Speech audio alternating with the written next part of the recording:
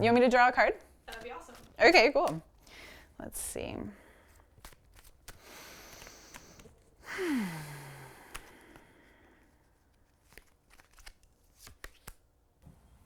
It can be kind of unusual to draw in such a small drawing a major arcana, because you think about, they're probably about this much of the deck, but you have one right in the middle here, and that's the High Priestess, which is also a very special card, because the High Priestess, where you are now, is very much about claiming your inner power and your inner spiritual power especially. So claiming the power of ritual and claiming your power of your inner knowing and your inner wisdom.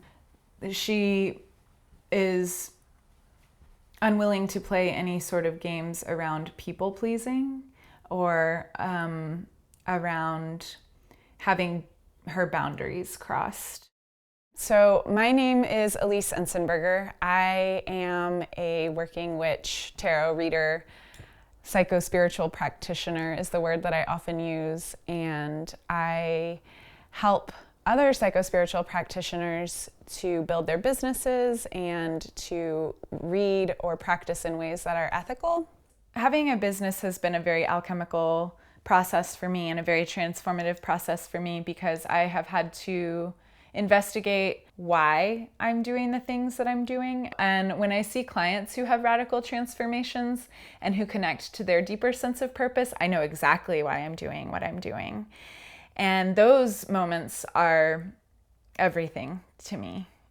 And I have definitely had to get in touch with my own vulnerability and be okay with showing that vulnerability as an aspect of my strength. This is my little sacred space, which most people don't see. So we have some various crystals, like there's of course an amethyst and some various herbs for burning. This vase is from my grandmother. She gifted it to me. It's from Mexico when my grandfather was still alive. This is some art that I created. This is art that a friend created. But these are just like little items that are infused with purposeful energy, that are infused with just spending time with them.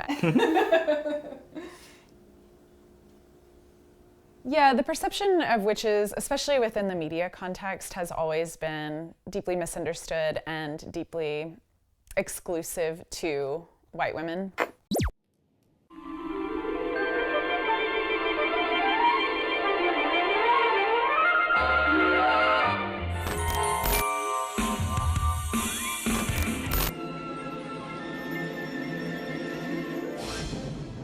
We think about like Bewitched, Witches of Eastwick, Hocus Pocus. I mean, I love all those movies, they're great, but they all portray a certain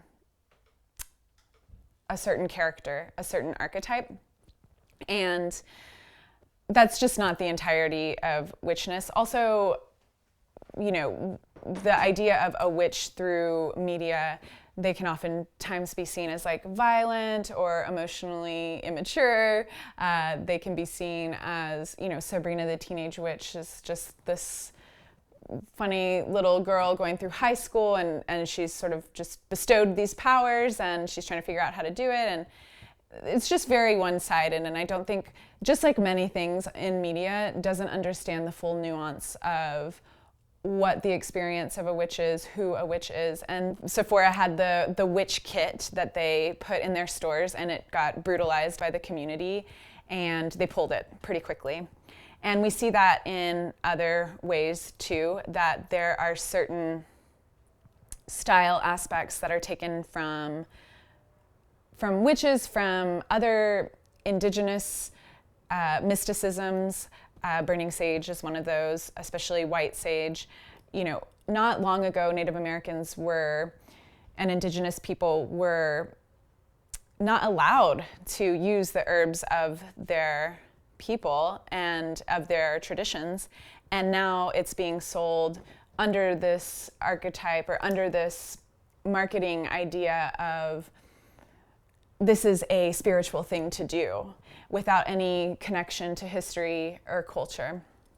And so that's a really important aspect of my practice, is how do we dive into our ancestral heritages, into our own lineages?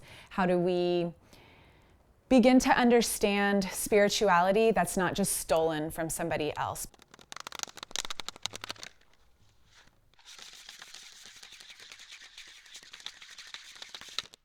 Our culture as a whole struggles with matters of the heart, with matters of the soul. We've lost our stories. We've lost our connection to archetypes. We've lost our connection to magic, to ritual. The only ritual that we celebrate in our culture right now is marriage. And we know how that goes. Like, half of them fail, you know?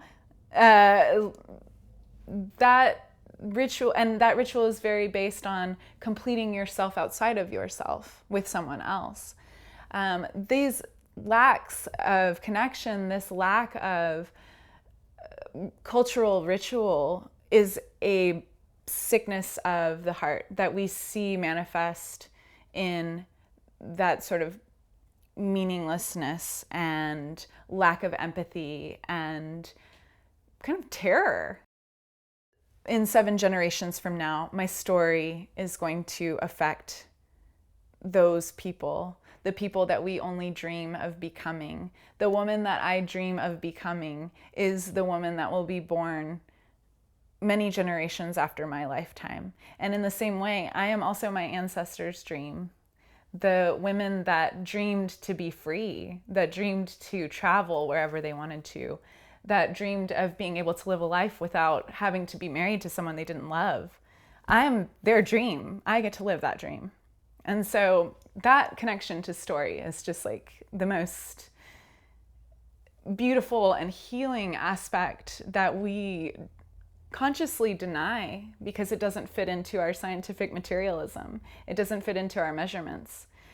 And yet it is the medicine of the heart. It's the medicine of the soul. It's the medicine that heals what we are missing in our overculture. Yeah.